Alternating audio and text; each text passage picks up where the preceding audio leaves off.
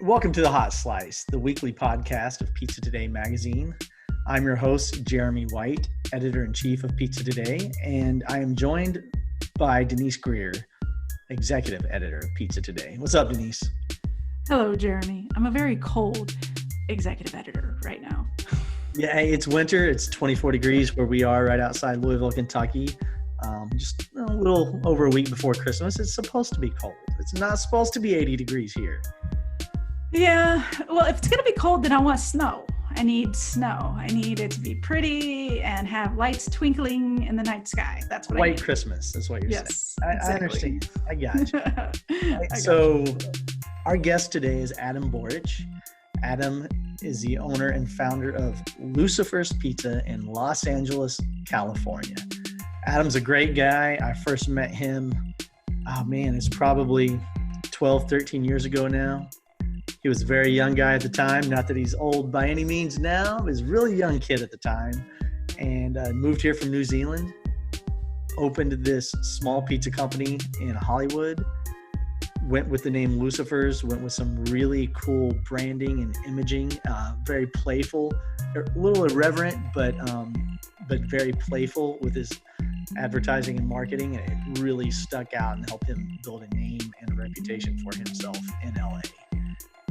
And then also Adam is a routine guest at International Pizza Expo in Las Vegas. So I always get to run into him and catch up with him there. But he's an all-around good guy. And right now, just like every other pizzeria and restaurant in Los Angeles, they're in the thick of it right now. Man, my heart goes out to Adam and everyone in the LA market, New York, Chicago, dealing with these huge second waves that were far worse than the first wave. And the shutdowns are, they're very significant and people are dealing with a lot right now.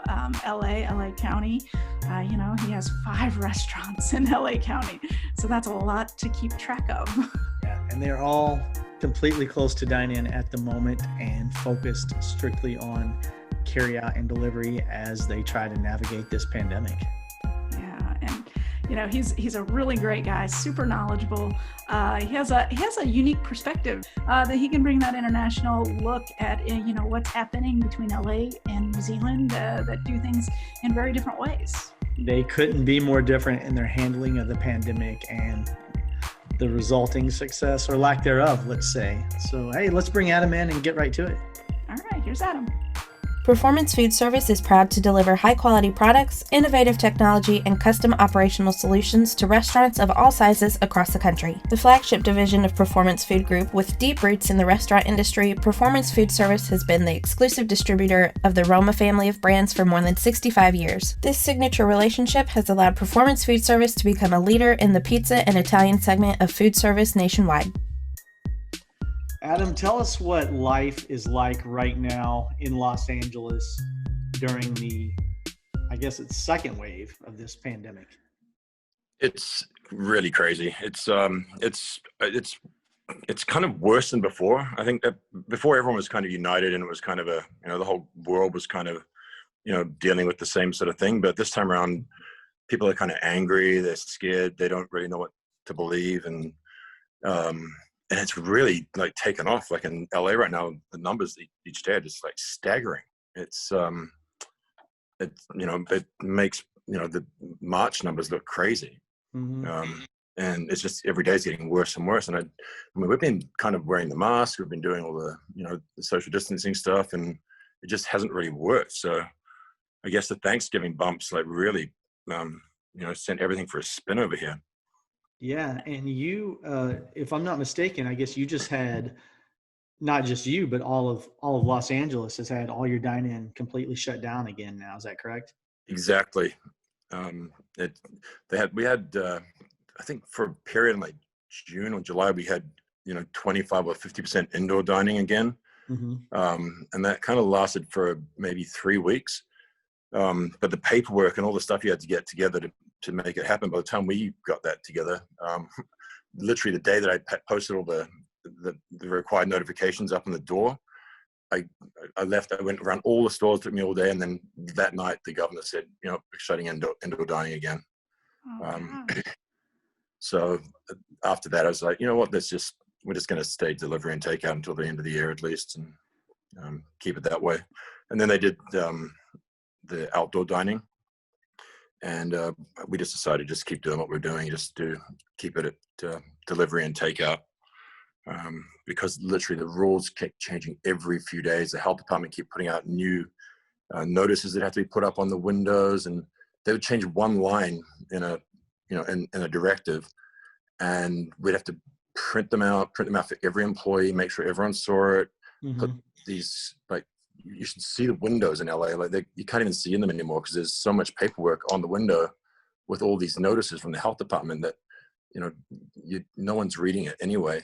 But we have to know it, and we have to make sure the staff know it, and we have to, so it was just constantly every few days changing the rules, and it was for one line they might have changed 2 words or something. It was just so poorly managed that it just caused confusion for everyone.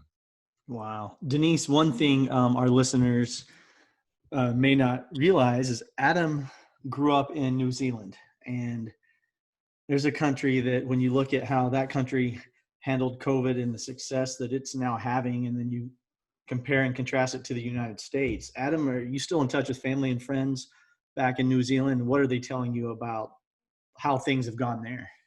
Yeah, so I was actually in New Zealand in February, most of February, when all this started to really kick in. So I just opened a new store in February, and then as soon as that happened, I took off back to New Zealand, and because COVID kind of hadn't really hit the rest of the world yet, it was still kind of a China and Europe thing.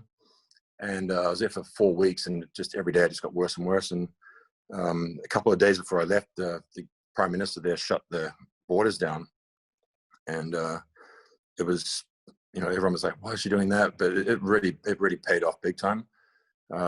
They had maybe they've had 1,500 cases in total, and everything's open. Sports games full capacity, nightclubs, raves, you name it. They've had one small lockdown a couple of months ago. Just they had an unknown case just popped up somewhere.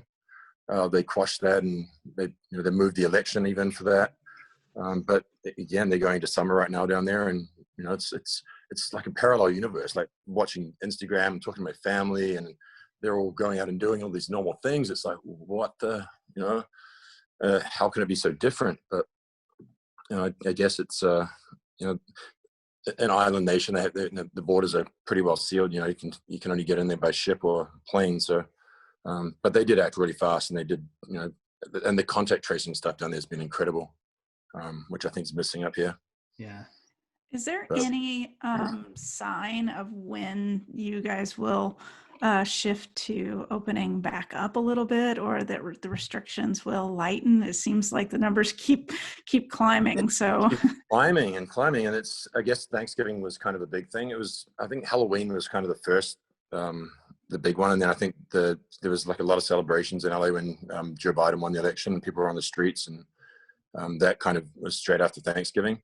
After Halloween, and then Thanksgiving is kind of created this, but it seems to be so much worse in LA than anywhere else at the moment, which kind of is crazy because it's not really that cold, and I don't know what people aren't inside or anything, but they keep changing the dates of what they said 3 weeks was going to be the restaurants were going to be closed, and then they tried to change that to indefinite, and that got overturned in court last week.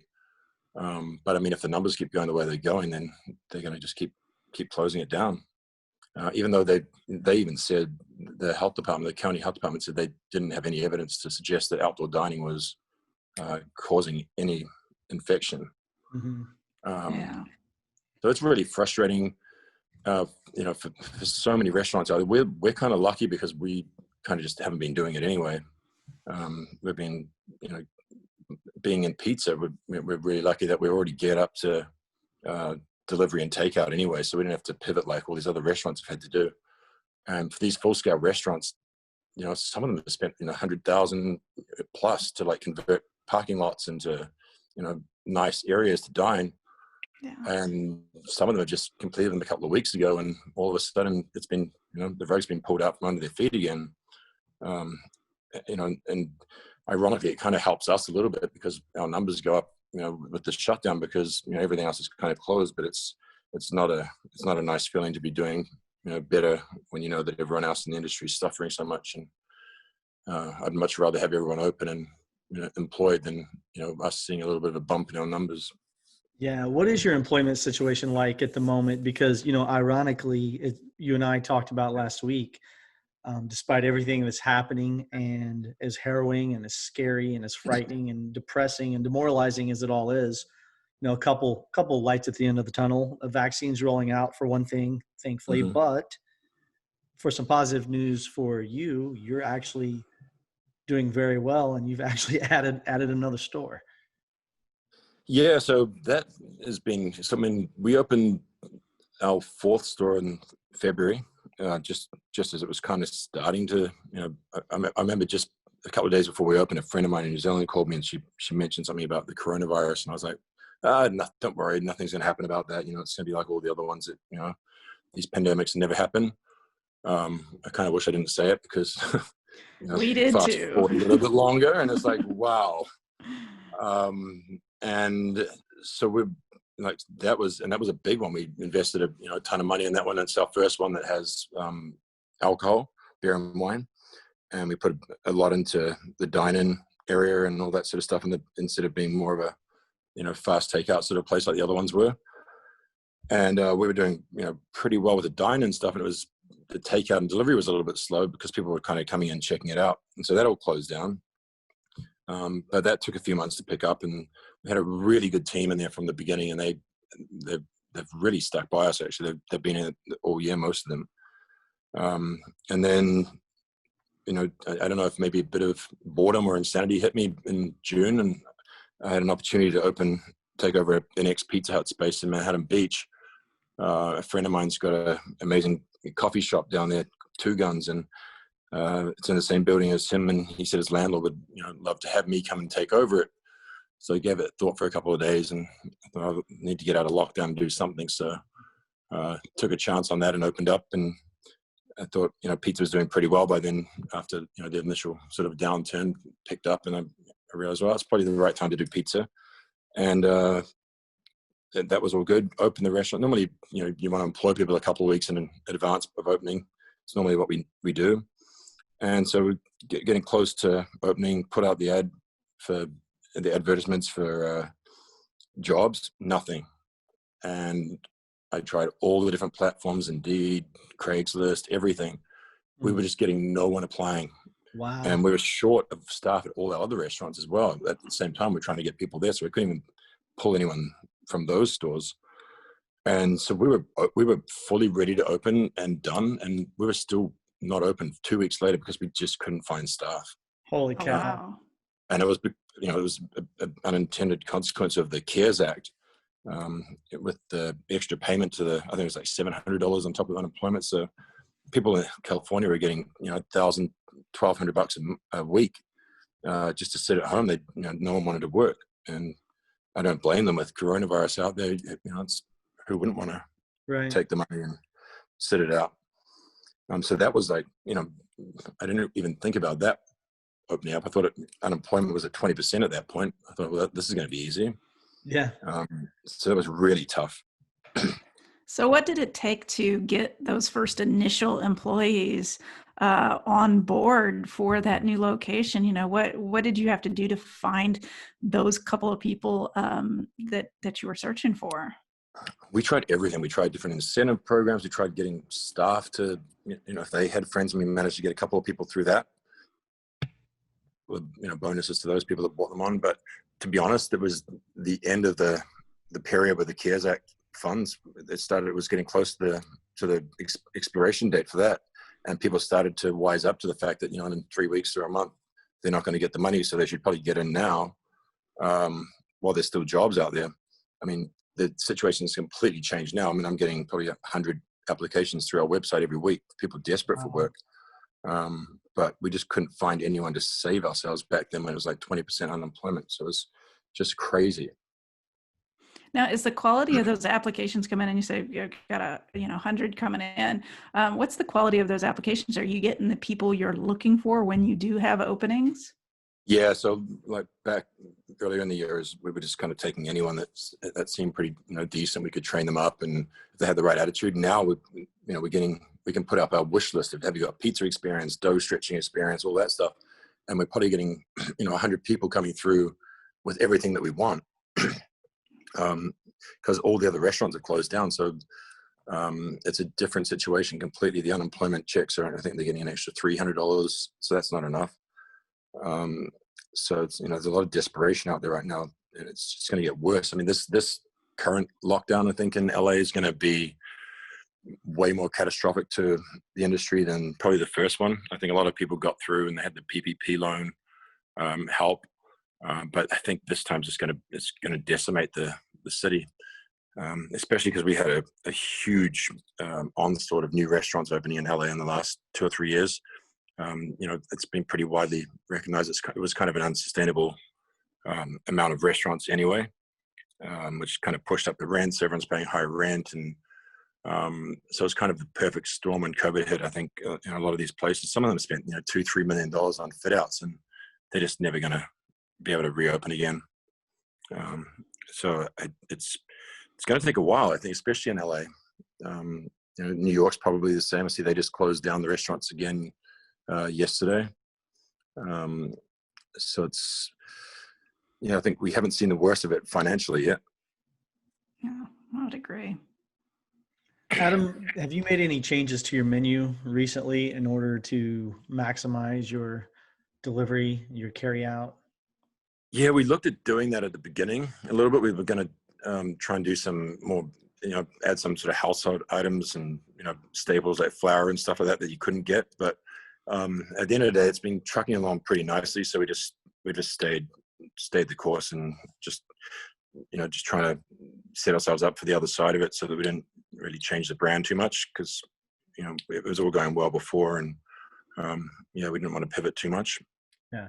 Figuring out how to do delivery right can be a daunting task, especially when it comes to third-party platforms, in-house delivery, contactless solutions, and POS functionality. Fortunately, the innovators at PDQ have developed the Delivery Toolkit app, a convenient single source that can measurably enhance all aspects of delivery while saving time, effort, and costs. Rooted in metrics, the multi-integrated PDQ Delivery Toolkit is a must-have resource for your store. Learn why at pdqdt.com or call 877-968-6430. That's 877-968-6430. Speaking of the brand, Denise, Adam's got one of my favorite brands, some of the best restaurant branding, pizzeria branding I've ever seen. Lucifers Pizza, it's got an irreverent theme. He refers to his pizza as a damn good pie, and his branding is just awesome. And LA might be the right place for that. If he were in Indiana or Iowa in the Bible Belt, that might be a tough sell. Ooh, there would be protests. Yeah. He'd have a hard time. But in the City of Angels, he's doing very, very well with that branding. Adam, is that are you doing much marketing right now? Are you doing anything to get your name out, or are you so busy because you're one of the only places that can deliver a high quality product pretty quickly to the city? And so right now, we're really lucky. We're actually, even before that, we were kind of coming into, especially in the last few months, we're kind of too busy, to a fault, that we kind of let people down on these busy Fridays, Saturdays, Sundays, and we kind of see like these massive weekends, and then inevitably you're going to see a bit of a fall off a couple of weeks later because we've upset people because we just can't keep up. And it's kind of this wave pattern. It's like, you'll be really busy when people come back, and then we just can't keep up. So we're going to disappoint people. And it's kind of, that's the frustrating thing. How do we, do better in that? But when everyone wants pizza at once at the same time on the same day, it's, we just can't. There's only so many pizzas you can get through the oven out of one store. And that's been the biggest challenge for us. So we're not doing a lot of marketing at all. We've even scaled back on the social media stuff at the moment as well. Sure. But the branding thing, it's quite funny you say that, because we've never had any issue up in Hollywood area, where we've got 4 of the stores, and the new one we opened in Manhattan Beach is kind of more of a conservative area. And I've had a lot of conversations with people down there about it. not so much in a bad way, but even the guy that turned on our gas from the gas company, really nice guy, came in a couple of times, and on the last day he stopped me and he had a chat to me. He's like, "So I just wanted to talk to you about the name." And he's an older guy, and I was like, "Oh, here we go." Here we go. Is this a satanic cult? Yeah, and he was like, "Just wanted to know about it," and so I just explained to him, it's about the spiciness of the pizza, and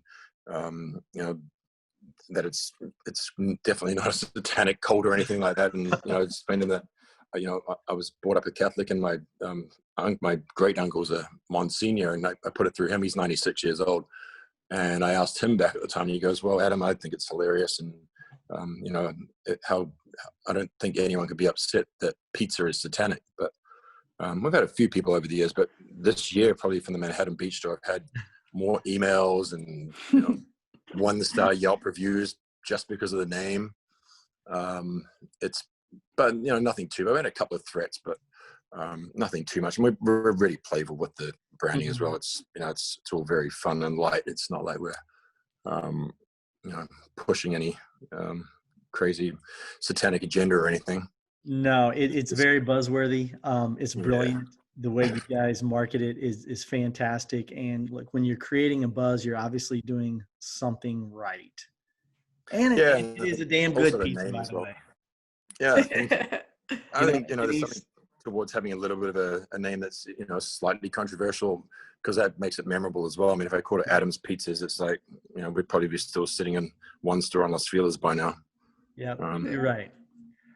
Denise, I've had the pizza. I've sat in his restaurant in Hollywood and had a very spicy pie, and it was fantastic. It was really and hey, since then, Adam, you have appeared in a couple of films, have you not?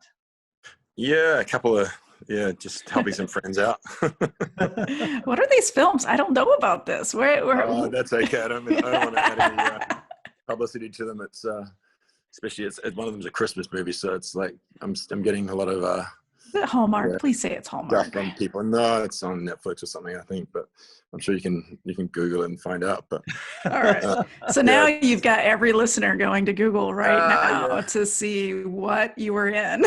Hey, Pizza Man, you couldn't live in LA without being in a movie. Yeah. Hey, something I'm really curious about is you just launched a new app. Did you have one before and you replaced it? Or is this kind of a new thing you're trying out? It's a new thing. We changed our provider. We've been to like 3 or 4 POS systems in like the last 5 years, 6 years now, and nothing seemed to work. But we're really happy with what we've got now on the apps.